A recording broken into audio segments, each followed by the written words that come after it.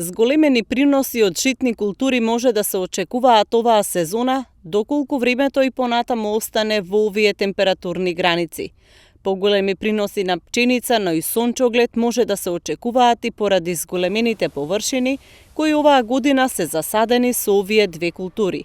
Агрономите посочуваат дека со растот на цените на светските берзи, покрај тоа што дојде до драстичен пораст на цените на основните прехранбени продукти во малопродажбата, исто така се зголеми и интересот за одгледување на дел од овие култури.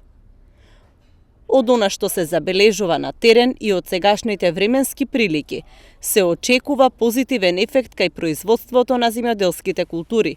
Со заладувањето и дождовните, културите се освежија освен онаму каде што има штети од невремето и од градот, но генерално се очекува подобар род годинава и кај јачменот, кај пченицата, па и кај сончогледот. Се забележа исто така дека оваа година има значително поголеми површини кои се засадени со пченица и со сончеглед.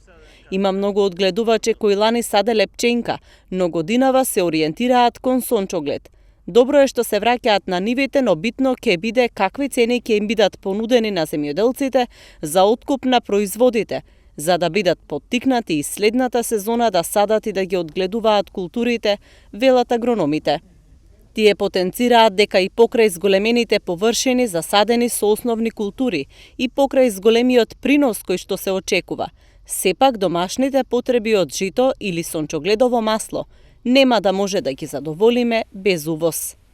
За да се вратат културите на нивите и за да се зголеми домашното производство, важни се владините политики и откупните цени кои ќе овозможат земјоделците да ги покриваат трошоците за да бидат мотивирани за одгледување земјоделски култури.